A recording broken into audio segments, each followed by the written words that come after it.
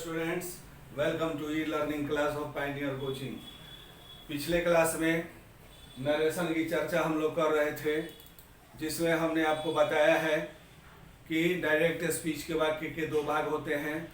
एक होता है इन्वर्टेड कोमा के बाहर और दूसरा इन्वर्टेड कोमा के अंदर। इन्वर्टेड कोमा के बाहर वाले भाग को रिपोर्टिंग क्लॉज और रिपोर्टिंग क्लॉज के वर्ब को रिपोर्टिंग वर्ब कहा जाता है और इन्वर्टेड कोमा के अंदर वाले भाग को रिपोर्टेड स्पीच कहा जाता है। ठीक है।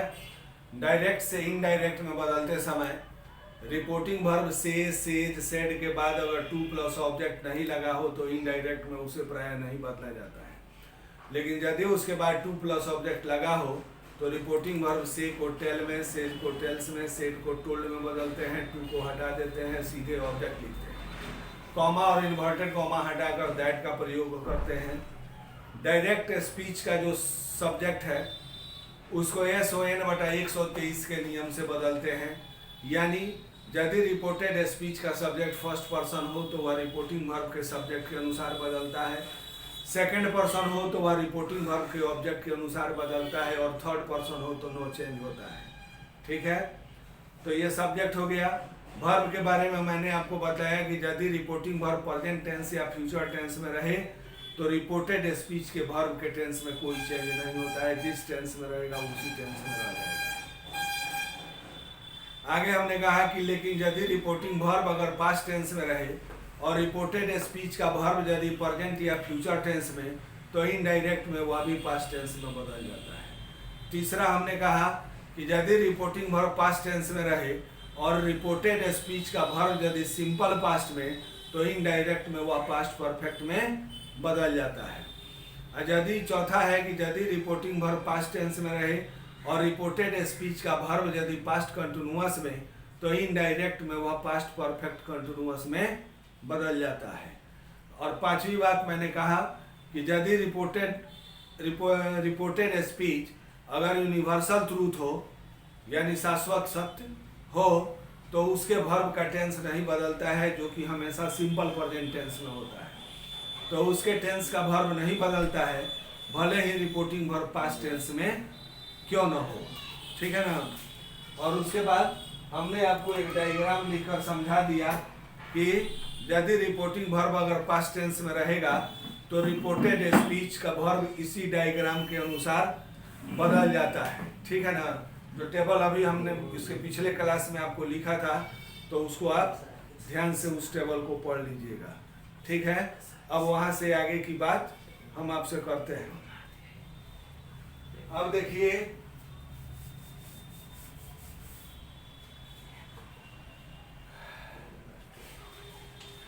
सी says to me, comma, inverted comma, I help you because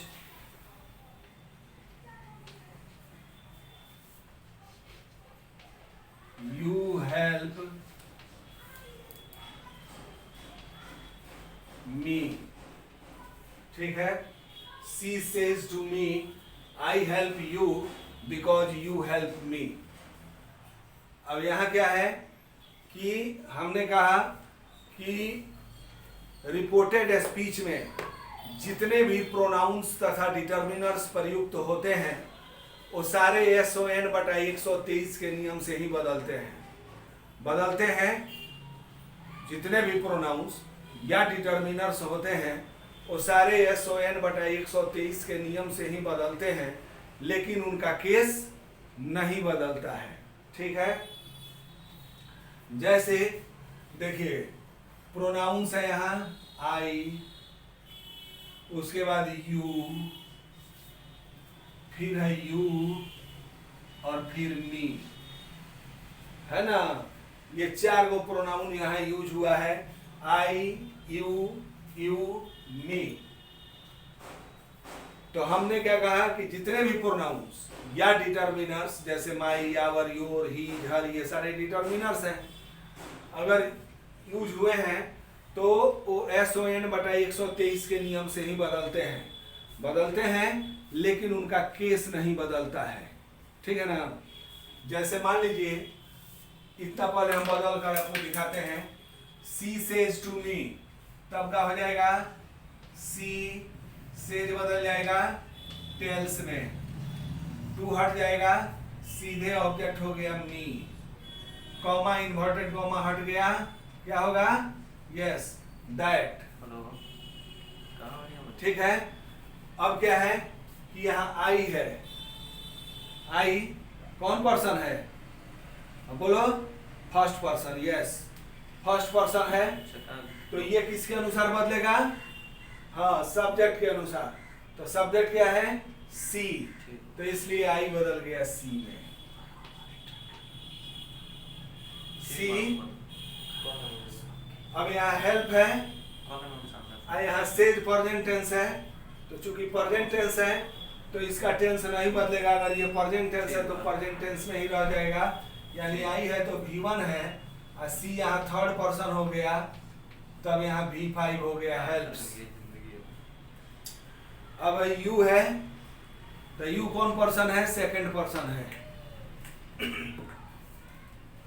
second person किसके अनुसार बदलेगा, ऑब्जेक्ट के अनुसार, तो इसलिए यू है तो ये बदलेगा ऑब्जेक्ट के अनुसार, तो यहाँ मी है, ये भी ऑब्जेक्टिव केस है, तो हमने क्या कहा, अब केस नहीं बदलेगा, तो यहाँ यू ऑब्जेक्टिव केस में है, जो ये ऑब्जेक्ट के अनुसार बदलेगा, तो ऑब्जेक्ट यहाँ ऑलरेडी ऑब्जेक्टिव केस में है, तो इसलिए यू बदल जाएगा मी में, ठीक है ना, बिकॉज। अब है यू हेल्प मी, तो यू क्या है, सब्जेक्ट है, हेल्प वर्ब है, या मी ऑब्जेक्ट है, यहाँ यू सब्जेक्टिव केस में है, ठीक है ना, लेकिन सेकंड पर्सन है, इसलिए ये बदलेगा ऑब्जेक्ट के अनुसार, तो ऑब्जेक्ट यहाँ है मी, तो इसके अनुसार बदलेगा, और चूंकि ये सब्जेक्टिव केस है तो ऑब्जेक्ट के अनुसार, यानी अब इसका सब्जेक्टिव केस लिखाएगा आई, हेल्प। आया भाई मी है, तो मी कौन केस है, ऑब्जेक्टिव केस, कौन पर्सन, फर्स्ट पर्सन, तो अब फर्स्ट पर्सन किसके अनुसार बदलेगा, सब्जेक्ट के अनुसार, तो सब्जेक्ट क्या है, यहाँ सी, सी किस केस में है, सब्जेक्टिव केस में, मी किस केस में है, ऑब्जेक्टिव केस में, तो ये बदलेगा इसके अनुसार, तो ये ऑब्जेक्टिव केस है, इसलिए इसका ऑब्जेक्टिव केस लिखाएगा सी का हर।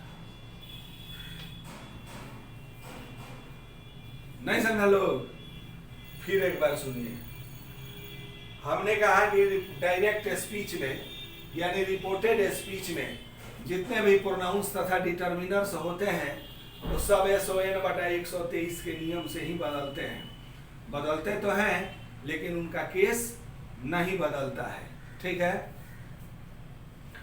जैसे सी टेल्स मी दैट, अब आई है, आई सब्जेक्टिव केस है, जो बदलेगा फर्स्ट पर्सन सब्जेक्ट के अनुसार, तो सी यहाँ ऑलरेडी सब्जेक्टिव केस है, इसलिए आई बदल गया सी में।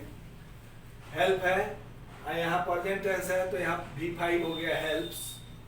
अब है यू है, तो यू क्या है, हेल्प क्रिया का ऑब्जेक्ट है, I subject, help verb, you object, तो ऑब्जेक्ट है ऑब्जेक्टिव केस में, और सेकंड पर्सन है जो बदलेगा ऑब्जेक्ट के अनुसार रिपोर्टिंग वर्ब के, तो यहाँ ऑलरेडी मी ऑब्जेक्टिव केस में है, इसलिए यू बदल गया मी के अनुसार मी में, बिकॉज। अब है यू सब्जेक्टिव केस है, ठीक है, जो बदलेगा ऑब्जेक्ट के अनुसार, तो ऑब्जेक्ट मी है, तो अब इसका सब्जेक्टिव केस लिखाया है आई, हेल्प। आई मी फर्स्ट पर्सन है ऑब्जेक्टिव केस, जो सब्जेक्ट के अनुसार बदलेगा, तो सब्जेक्ट सी है, तो इसलिए उसके अनुसार उसका ऑब्जेक्टिव केस हो गया हर। समझ गए लोग, यस। अब फिर एक तो देखिए,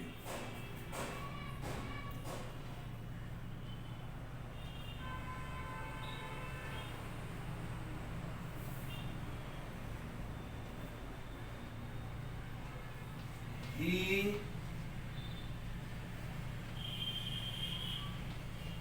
said to me, ठीक है।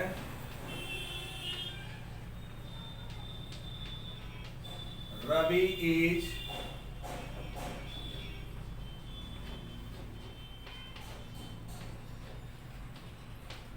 My brother. तब क्या हो जाएगा, ही सेड बदल गया टोल्ड में, टू हट गया, ऑब्जेक्ट हो गया मी, कॉमा इन्वर्टेड कॉमा हटा के दैट। रवि जो है थर्ड पर्सन है तो ये नहीं बदलेगा रवि। अभी है यहाँ सेड पास्ट टेंस है, अभी प्रेजेंट टेंस है तो ये भी पास्ट टेंस में बदल गया वाज में। ठीक है, तो रवि वाज। अब भाई माई है, माई कौन पर्सन है, फर्स्ट पर्सन। ठीक है, पॉजिटिव केस है, फर्स्ट पर्सन। किसके अनुसार बदलेगा फर्स्ट पर्सन, सब्जेक्ट के अनुसार। तो सब्जेक्ट ही है तो इसलिए माई बदल जाएगा सब्जेक्ट के अनुसार हीज में, हीज ब्रदर।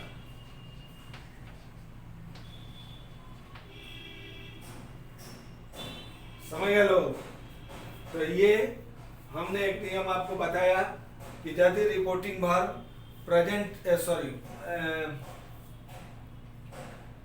ये बताया कि रिपोर्टेड स्पीच में जितने भी प्रोनाउंस या डिटर्मिनर्स होते हैं वो सारे SON/123 के नियम से ही बदलते हैं, लेकिन उनका केस नहीं बदलता है।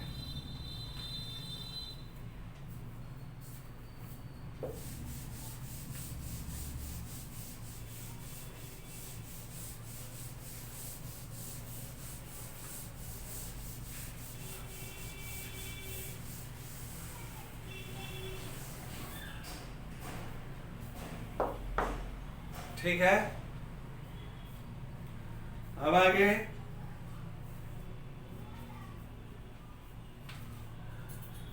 कभी कभी क्या होता है कि डायरेक्ट स्पीच में रिपोर्टिंग वर्ब का सब्जेक्ट तथा ऑब्जेक्ट दोनों एक ही जेंडर का नाउन होता है।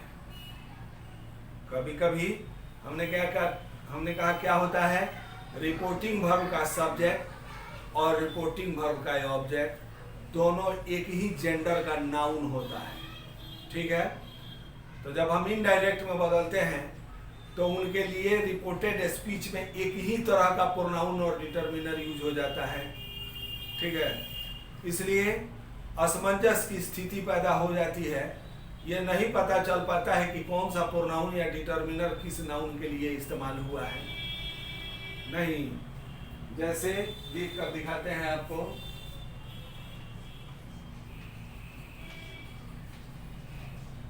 Rahul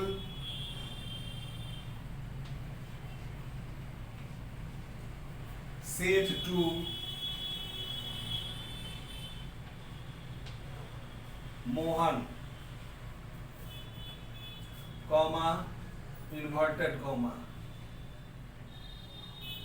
I am your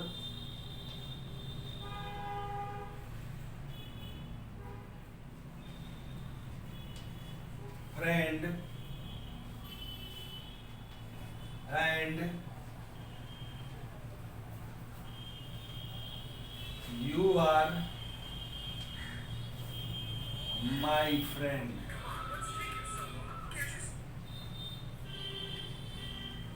Full stop, inverted comma, बंद। ठीक है, Rahul says to Mohan, I am your friend and you are my friend. Rahul Mohan से कहता है मैं तुम्हारा मित्र हूं और तुम मेरे मित्र हो। ठीक है, अब यहाँ क्या है कि I pronoun, your determiner, you pronoun, my determiner use हुआ है। लेकिन यहाँ क्या है कि रिपोर्टिंग वर्ब का सब्जेक्ट भी ये नाउन है और यहाँ ऑब्जेक्ट भी नाउन है। ठीक है, रिपोर्टिंग वर्ब का सब्जेक्ट है राहुल और रिपोर्टिंग वर्ब का ऑब्जेक्ट है मोहन। दोनों किस जेंडर में है, मैस्कुलिन जेंडर है। ठीक है, तो अब दोनों के लिए एक ही तरह का प्रोनाउन यूज होगा, ही, हिम, हिज। ठीक है, अब इसको जब हम इनडायरेक्ट में बदलेंगे तब क्या हो जाएगा कि राहुल टेल्स, टू हट गया, सीधे ऑब्जेक्ट हो गया मोहन, कॉमा इन्वर्टेड कॉमा हटा के हो गया दैट। अब आई है फर्स्ट पर्सन जो राहुल के अनुसार बदल गया ही में। एम है सेज प्रेजेंट टेंस है तो प्रेजेंट टेंस में रह गया इज। योर है तो योर सेकंड पर्सन है जो बदलेगा मोहन के अनुसार, तो मोहन है तो यहाँ हो जाएगा हीज फ्रेंड।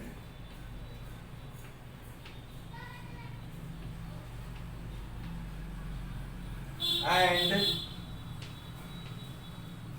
अब भाई यू है, यू कौन कौन पर्सन है, सेकंड पर्सन, किसके अनुसार बदलेगा, ऑब्जेक्ट के अनुसार, तो ये सब्जेक्टिव केस है इसलिए इसका सब्जेक्टिव केस हो गया ही इज।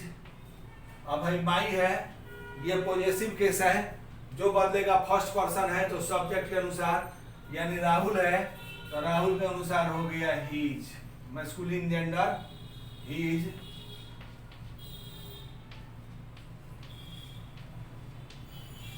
फ्रेंड। यही ना होगा, इसका इनडायरेक्ट यही होगा। अब इसको पढ़िए, Rahul tells Mohan that, Rahul tells Mohan that he is his friend and he is his friend. तो he is his friend and he is his friend, इससे ये नहीं पता चलता है कि हु इज हुज फ्रेंड, नहीं। अब यहाँ ही जो है ये लड़का राहुल के लिए लिखा है कि मोहन के लिए नहीं पता चल रहा है। ही यहाँ राहुल के लिए है कि मोहन के लिए नहीं पता चल रहा है। फिर ये ही राहुल के लिए कि मोहन के लिए पता नहीं, ही राहुल के लिए कि मोहन के लिए पता नहीं। तो इसलिए हमने कहा कि कभी कभी क्या होता है कि डायरेक्ट स्पीच में रिपोर्टिंग वर्ब का सब्जेक्ट और रिपोर्टिंग वर्ब का ऑब्जेक्ट दोनों एक ही जेंडर का नाउन होता है, इसलिए उनके लिए इनडायरेक्ट में एक ही तरह का प्रोनाउन और डिटर्मिनर यूज हो जाता है, जिससे ये नहीं पता चल पाता है कि कौन सा प्रोनाउन या डिटर्मिनर किस नाउन के लिए यूज हुआ है।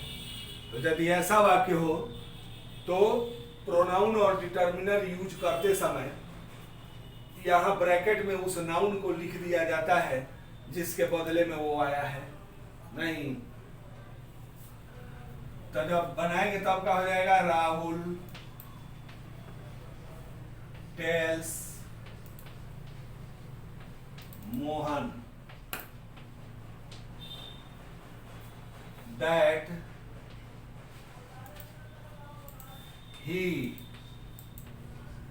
आई है फर्स्ट पर्सन जो बदला ही के अनुसार, किसके अनुसार, सब्जेक्ट के अनुसार। सब्जेक्ट क्या है, राहुल, तो यहाँ ब्रैकेट में लिख दीजिए राहुल, यानी ही राहुल के लिए आया है। Is his, his.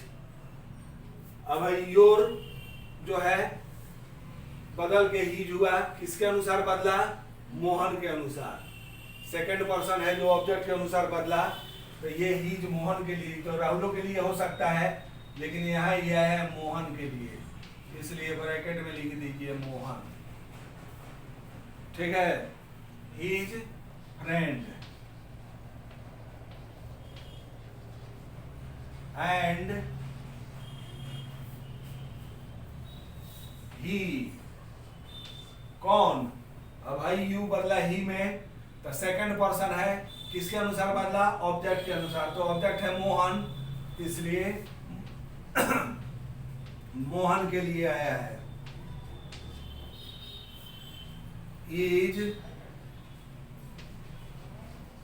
हीज, कौन, माई है फर्स्ट पर्सन जो बदलेगा सब्जेक्ट के अनुसार, तो ये हीज आया है, सब्जेक्ट है राहुल, उसके लिए, इसलिए यहाँ ब्रैकेट में लिख दीजिए राहुल फ्रेंड।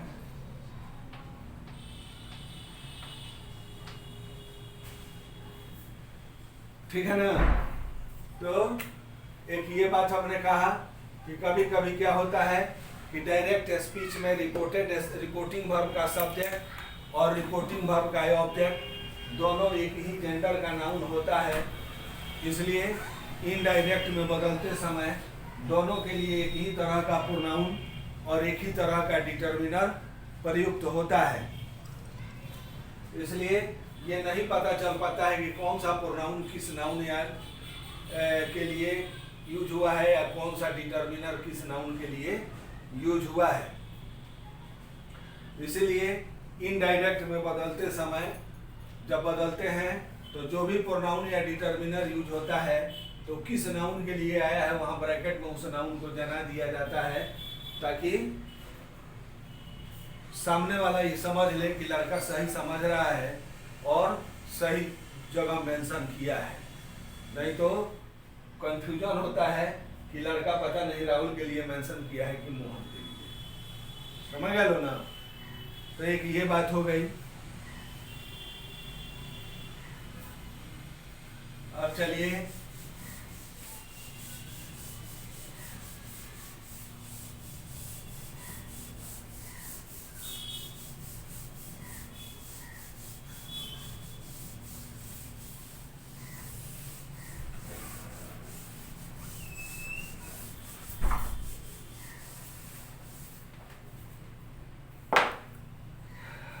अब है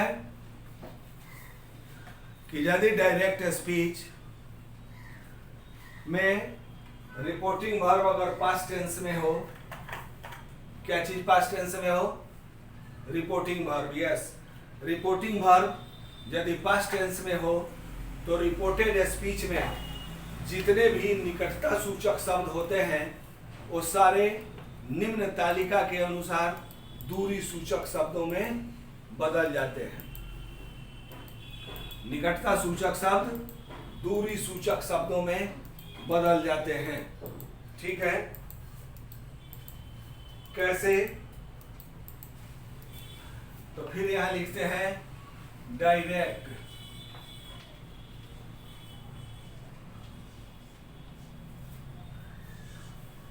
और इनडायरेक्ट।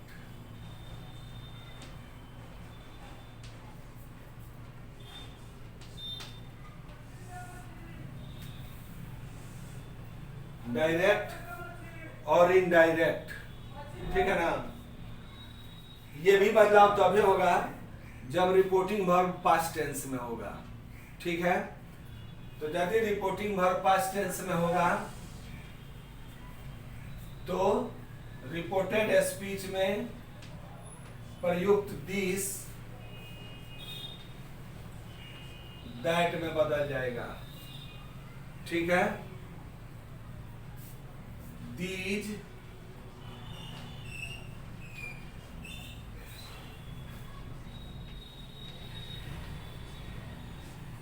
दोज में बदल जाएगा। ठीक है, हियर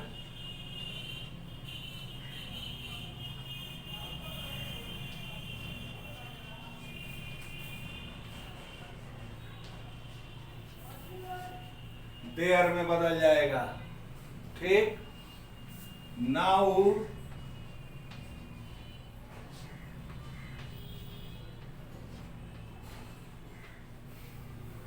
देन में बदल जाएगा। ठीक है, today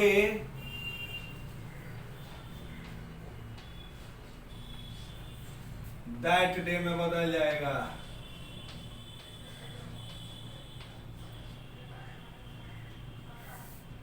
yesterday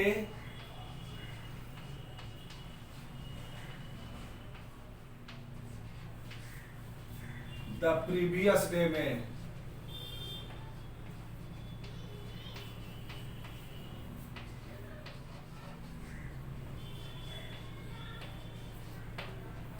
the previous day में बदल जाएगा। Tomorrow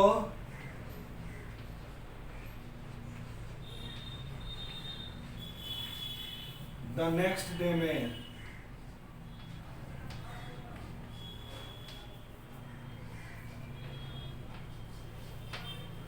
tomorrow the next day में बदल जाएगा। उसके बाद है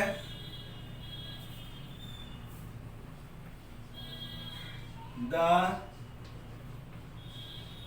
day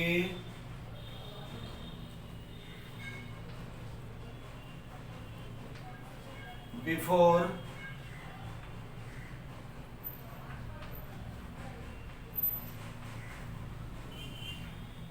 yesterday.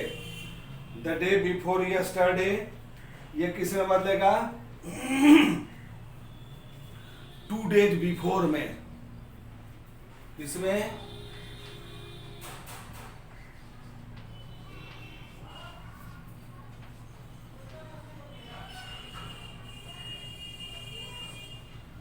Two days before में, ठीक है। उसके बाद द डे आफ्टर टुमारो,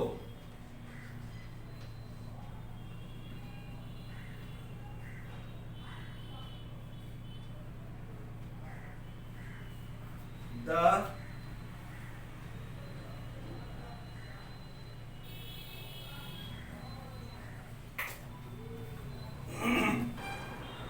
तो the day before yesterday 2 days before में, द डे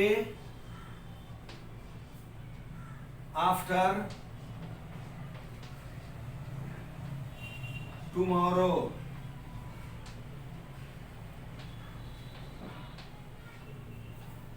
ये बदलेगा इन 2 days टाइम में, ठीक है। उसके बाद है next week oblique month oblique year, ये बदलेगा the following,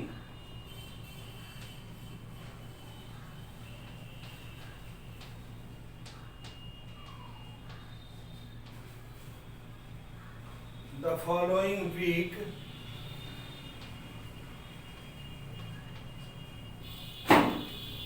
oblique month oblique year में। उसके बाद है last week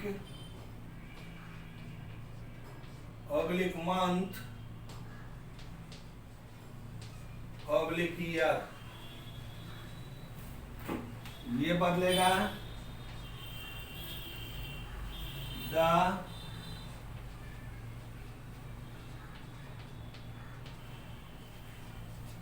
the previous week oblique month oblique year में, ठीक है। ये भी बदलाव तभी होगा जब रिपोर्टिंग वर्ब पास्ट टेंस में होगा। समझ रहे बात? जब रिपोर्टिंग वर्ब पास्ट टेंस में होगा तभी ये भी बदलाव होगा। यानी पास्ट टेंस में होगा तो डायरेक्ट स्पीच में अगर दिस का प्रयोग होगा तो इनडायरेक्ट में होगा, दैट में बदल जाएगा। हमने क्या कहा? निकटता सूचक शब्द दूरी सूचक शब्दों में बदल जाते हैं, ठीक है। जैसे दिस, ये क्या है? निकटता सूचक शब्द है। क्या दर्शाता है? नजदीकी। हमने कहा this is a pen, this is a pen, कौन सा पेन? ये पेन। हमने कहा दैट इज ए पेन, कौन सा पेन? ओ पेन। तो this that, these those, here there, ये सब क्या है? नजदीकी और दूरी सूचक शब्द है। शब्द ही नजदीकी और दूरी बना देता है। तो जब पास्ट टेंस में रहेगा तो ये सारे निकटता सूचक शब्द हैं। जो इसी तालिका के अनुसार दूरी सूचक शब्दों में बदल जाते हैं। दिस, दैट में, दीज, दोज में, हियर, देयर में, नाउ, देन में, टुडे, दैट डे में, यस्टरडे, द प्रीवियस डे में, टुमारो, द नेक्स्ट डे में, the day before yesterday, 2 days before में, the day after tomorrow, in 2 days time में, next week, month oblique year, the following week, month oblique year में, और last week, month oblique year, the previous week, month oblique year में। ठीक है। इसी तरह से ये जितने भी निकटता सूचक शब्द हैं ये सारे दूरी सूचक शब्दों में बदल जाएंगे। कब? ये सारा बदलाव तभी होगा जब रिपोर्टिंग वर्ब पास्ट टेंस में होगा। ध्यान रखने का बात यही है कि ये टोटल चेंज तभी होगा जब रिपोर्टिंग वर्ब पास्ट टेंस में होगा। रिपोर्टिंग वर्ब अगर प्रेजेंट टेंस या फ्यूचर टेंस में होगा तब ये टेबल काम नहीं करेगा, उसमें ये नहीं इस्तेमाल होगा। ठीक है। ये हो गया स्टेटमेंट। इसको आप पूरा बढ़िया से पढ़ लीजिएगा। आशा करते हैं आपको समझ में आया होगा। नहीं आया होगा तो फिर आप संपर्क कीजिएगा तो आपको फिर से बतलाया जाएगा। ठीक है ना। तो ये अब जितना भी है, बाकी जितना भी नरेशन है, चाहे वो क्वेश्चन हो, कमांड हो, एक्सक्लेमेशन हो या ऑब्जेक्टिव हो, अब हल्का फुल्का बाकी सब में स्टेटमेंट जैसा ही चेंज है, उसके अलावा जो चेंज होगा वही आपको बतलाया जाएगा। अब बाकी हम आपको बताएंगे कि बाकी सब वैसे ही बदलता है जैसे स्टेटमेंट में। इसलिए स्टेटमेंट में कैसे बदलता है उसको पूरी बारीकी से पढ़िएगा, तब बाकी सबका बदलेगा सब स्टेटमेंट जैसा। ठीक है ना। तो अब अगला क्लास जो होगा उसमें क्वेश्चन की पढ़ाई होगी। क्वेश्चन शुरू करेंगे। ये हो गया स्टेटमेंट। आशा करते हैं आपको समझ में आया होगा। अगर किसी को कोई असुविधा होगी तो फिर संपर्क करेगा। ठीक है। Okay then, thank you. घर पर रहिए, सुरक्षित रहिए, पढ़ते रहिए, बाकी कोई काम मत कीजिए। Okay, thank you.